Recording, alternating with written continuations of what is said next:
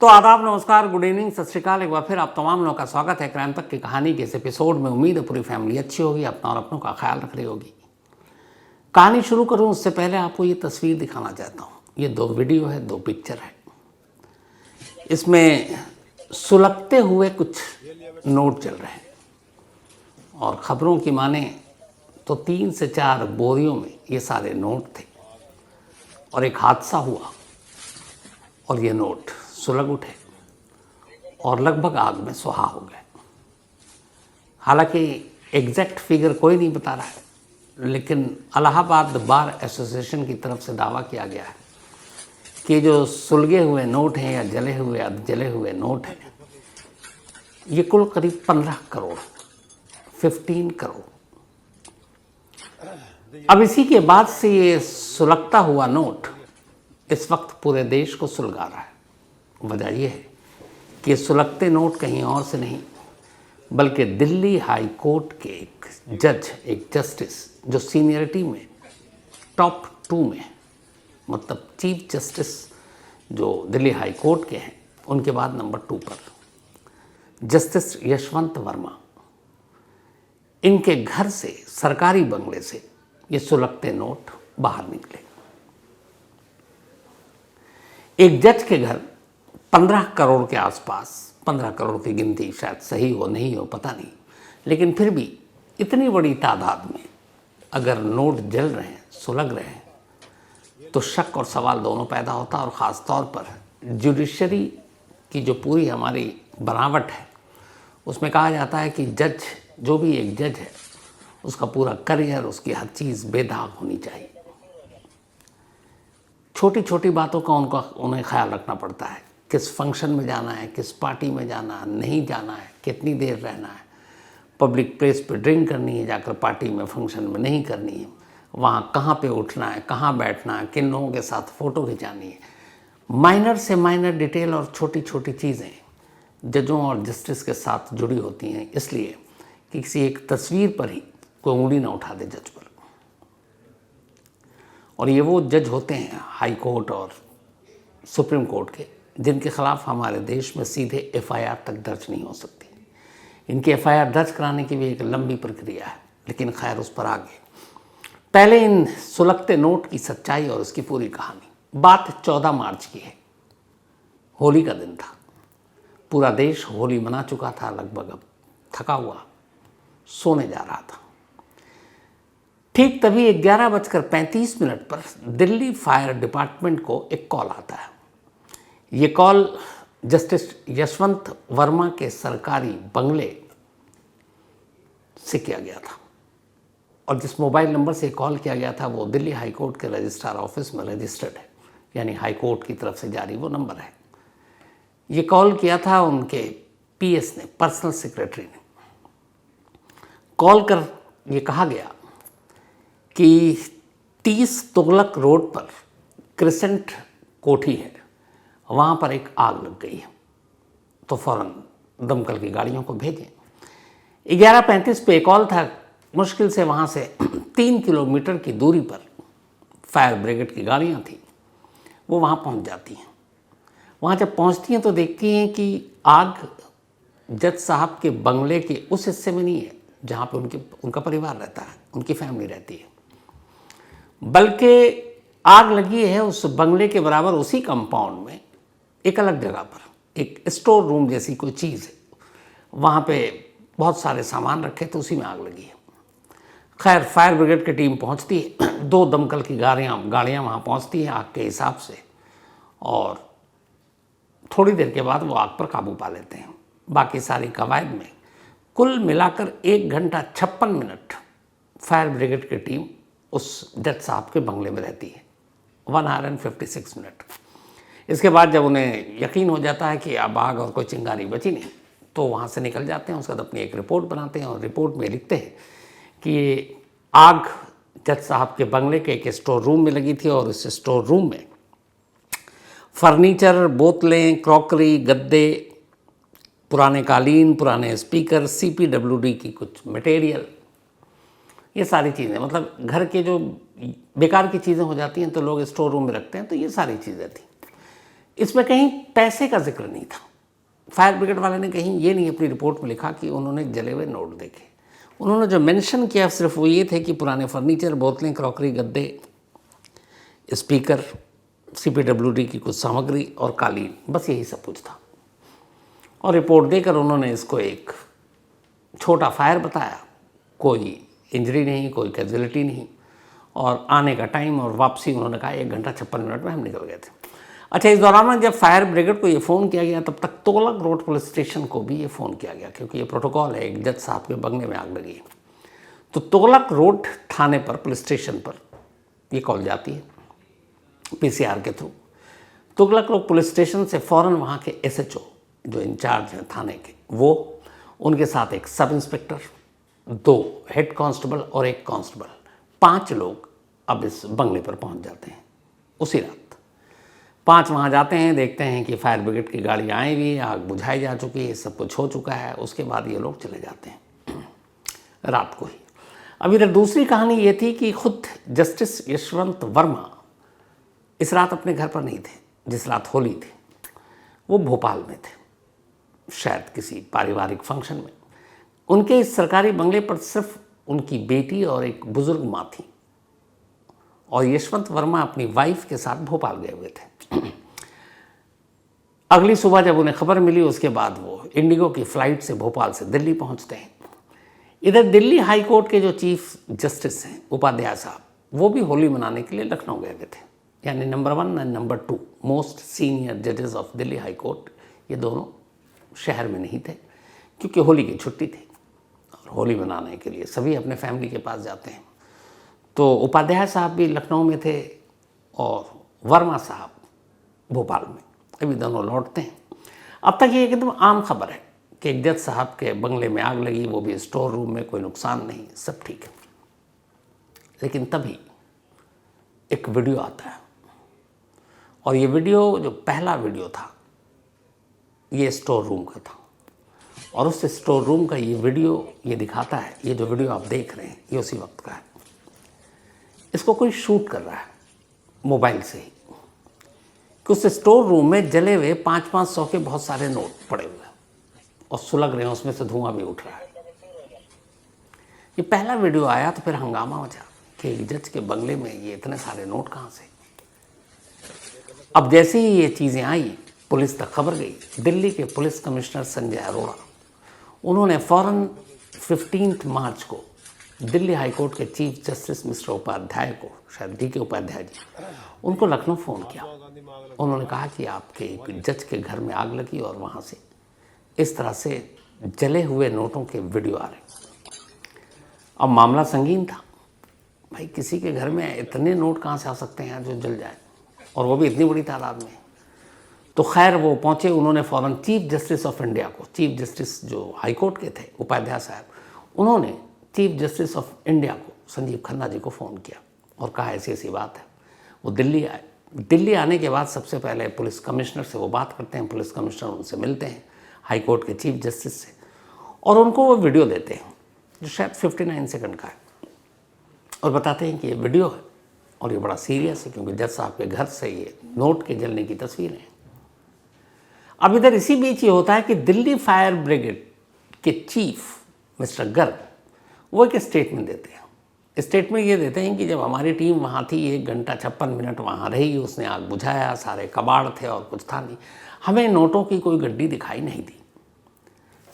अब ये एकदम कहानी अलग हो गई कि उधर वीडियो में नोट जल रहे हैं, इधर फायर ब्रिगेड के चीफ जो खुद मौके पर नहीं है वो बयान दे रहे हैं कि कोई नोट नहीं मिला।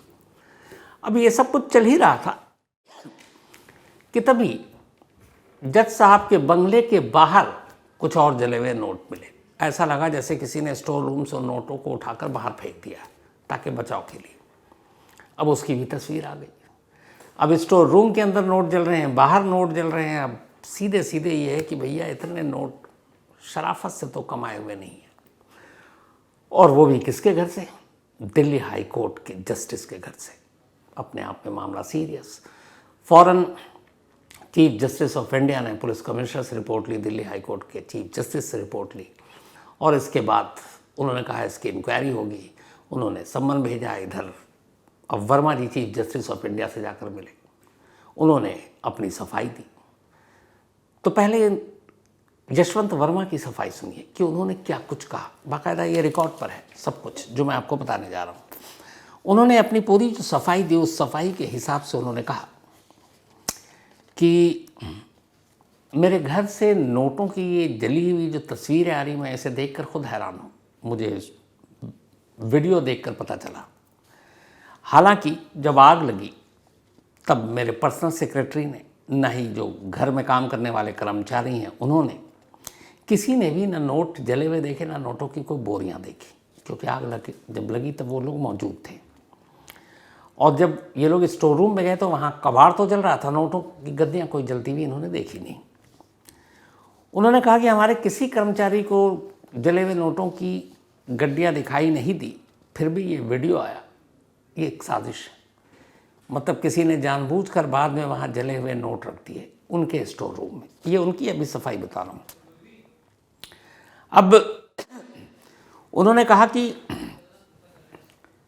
स्टोर रूम से एक भी चीज़ सामान को नहीं हटाया गया था, जो था जला वो वहीं था, वो सबूत वही है और अब भी वही है जस का तस। उन्होंने ये भी कहा। अब उन्होंने ये भी कहा कि जिस जगह पे आग लगी वो हमारा रेजिडेंशियल एरिया नहीं था, जहाँ पे हमारा बेडरूम या हमारी फैमिली, मैं खुद रहता हूँ इस कोठी के अंदर, वो अलग है। और ये जिस स्टोर रूम में आग लगा ये इसका हिस्सा अलग है। उन्होंने कहा कि इस कमरे का इस्तेमाल कबाड़ रखने के लिए करते हैं। और ख़ुद उनके रिपोर्ट में है कि इस स्टोर में जो यूज़ नहीं हो रहा था वो फर्नीचर रखे थे, कुछ बोतलें रखी थी, कुछ क्रॉकरी रखे थे, कुछ गद्दे रखे थे, कुछ कालीन पुराने रखे थे, कुछ पुराने स्पीकर रखे थे और CPWD के कुछ मटेरियल होते हैं वो रखे थे। और ये कमरा खुला हुआ है। स्टोर रूम, उन्होंने कहा इस पर कोई ताला नहीं होता, खुला हुआ था। और ये जो स्टोर रूम है ये मेन गेट जो जज साहब के बंगले की एंट्री है उस मेन गेट के बिल्कुल बराबर में है। और इसी स्टोर रूम के बराबर में स्टाफ क्वार्टर है और इस स्टाफ क्वार्टर का पिछला दरवाज़ा इस स्टोर के पास खुलता है। तो यानी इसके अंदर कोई भी दाखिल हो सकता है। ये जज साहब की जो इम्पोर्टेंट है वो ये है कि मेन एंट्रेंस गेट के पास ये स्टोर और स्टाफ क्वार्टर के पिछले दरवाजे के पास ये स्टोर, और स्टोर के दरवाजे पे कभी कोई ताला नहीं। तो यहाँ कबाड़ है इसलिए ताला लगाने की ज़रूरत नहीं और हम लोग अलग हैं। तो उनका ये कहना था, दलील दी कि क्या कोई भी व्यक्ति इतने सारे पैसे यूं खुले एक स्टोर रूम में रखेगा, छुपाएगा? अगर रखना होगा तो घर के अंदर कहीं छुपाएगा। तो ये अजीब सी बात है कि उस स्टोर में इतने पैसे कहाँ हैं। उन्होंने कहा ये मुझे एक फंसाने की साजिश है। और ये साजिश इसलिए है क्योंकि उनके हिसाब से जिस जगह पर ये स्टोर है मेन गेट के पास, वहाँ से कोई भी आसानी से उस स्टोर रूम में दाखिल हो सकता है, वहाँ कुछ भी रख सकता है। अब उन्होंने कहा मुझे पहले भी इस तरीके से सोशल मीडिया और उस पर बदनाम करने की कोशिश की गई। उन्होंने एक पुराने केस का हवाला दिया जब वो एक शुगर मिल में किसी ओहदे पर थे और उस शुगर मिल ने जो ओनर थे, बाकी लोग थे, उन्होंने धोखाधड़ी से कुछ लोन लिया था, उस लोन में गड़बड़ी थी, फ्रॉड किया था। तब CBI ने इस मामले की जांच की थी और CBI ने कुल 11, 12 या 13 आरोपियों के इसमें नाम लिखे। 10वें नंबर पर यशवंत वर्मा का नाम था।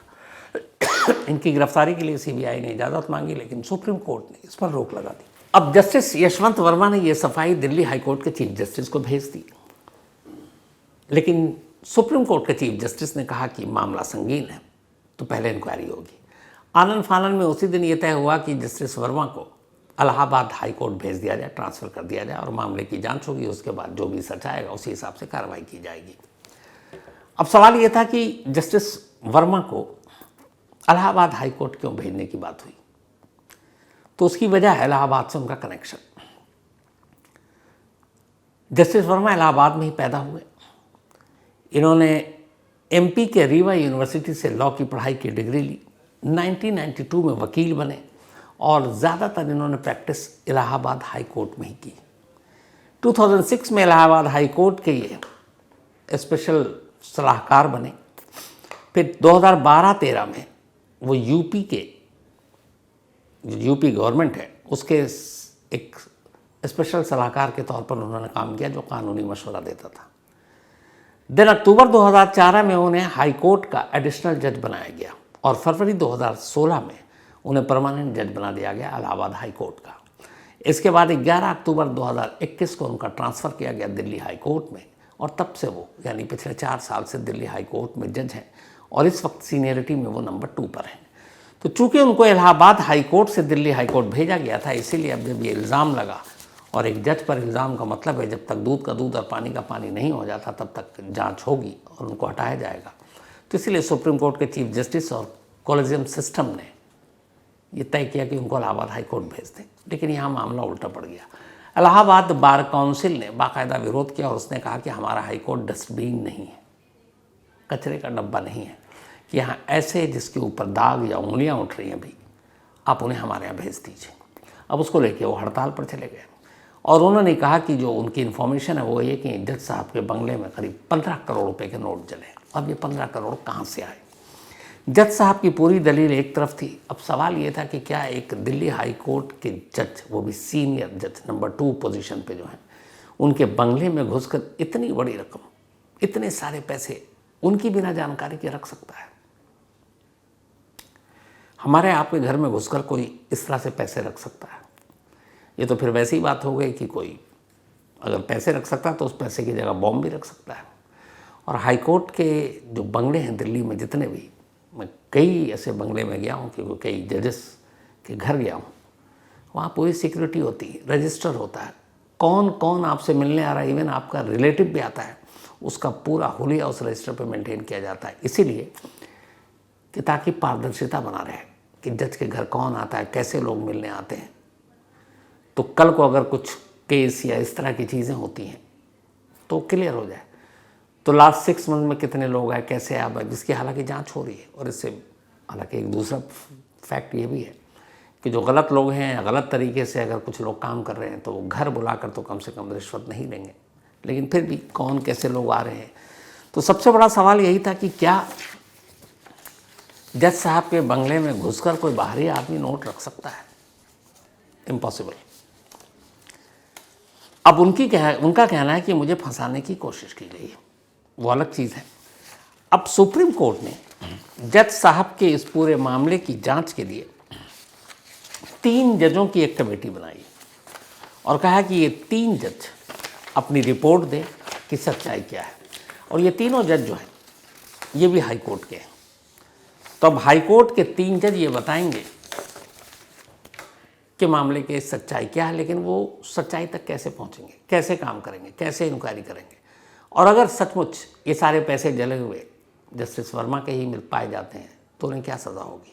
जिन 3 जजों को जस्टिस वर्मा के घर से मिले इस जले हुए नोट की जांच की जिम्मेदारी सौंपी गई है, उनमें से Punjab and Haryana high court के चीफ जस्टिस शील नागू, हिमाचल प्रदेश हाई कोर्ट के चीफ जस्टिस GS संधावालिया और कर्नाटक हाई कोर्ट की जज जस्टिस अनु शिवरासन, ये 3 लोग हैं।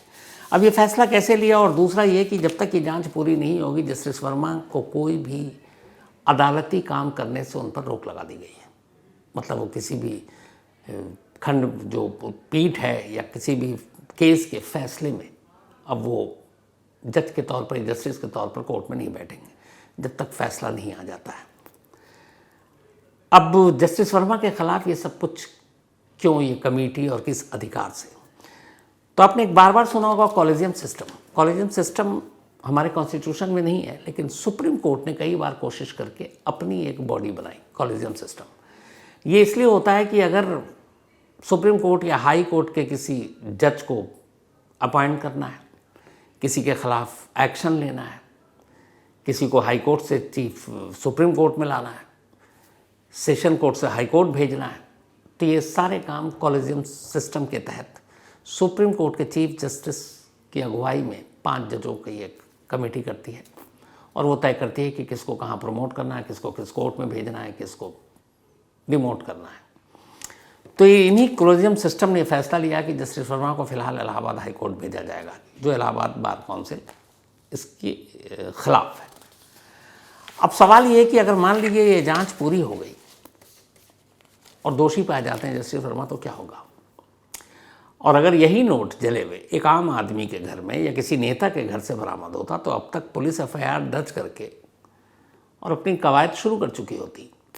लेकिन अभी तक जस्टिस वर्मा के घर से बरामद जले हुए नोटों के बारे में कोई एफआईआर दर्ज नहीं की गई है, बल्कि ये सिर्फ पुलिस के ईडी वीडी तो सब पहुंच चुकी होती है।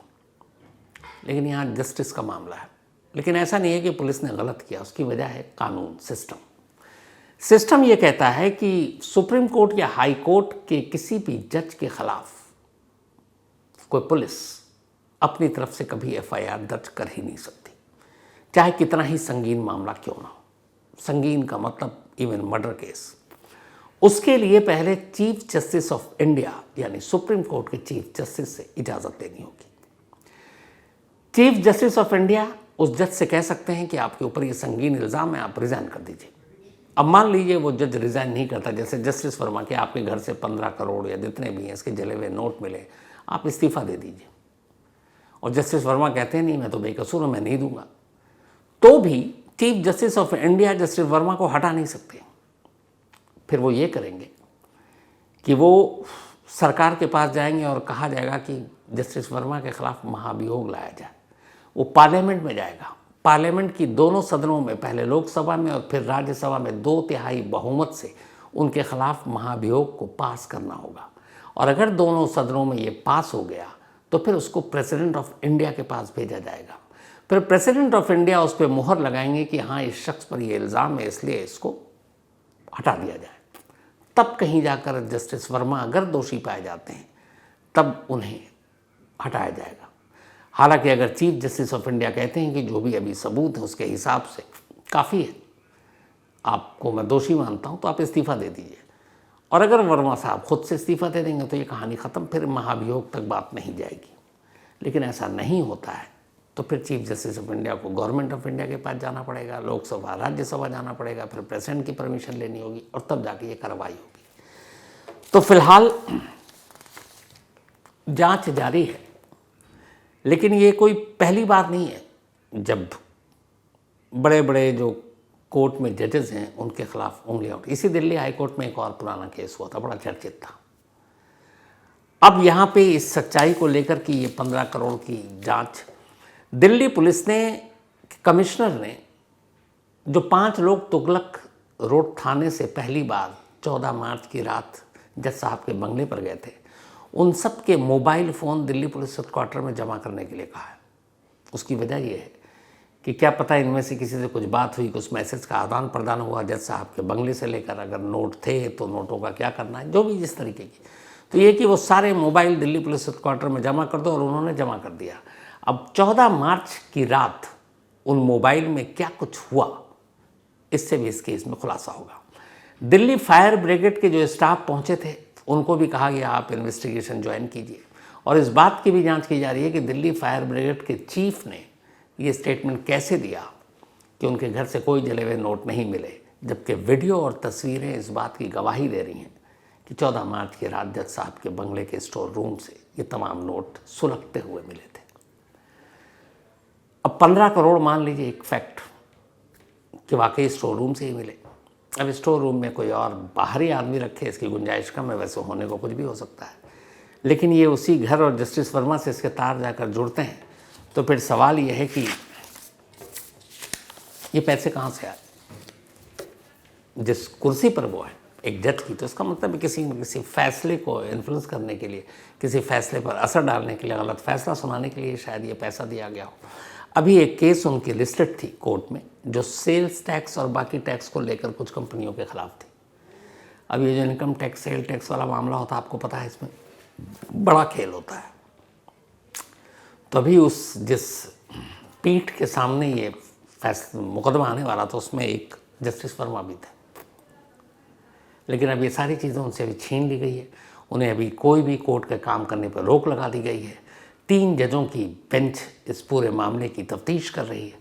तफ्तीश करने के बाद वो अपनी रिपोर्ट देगी चीफ जस्टिस ऑफ इंडिया को, और उसके बाद ये तय होगा कि जस्टिस वर्मा के क्या होगा, उनका भविष्य क्या होगा।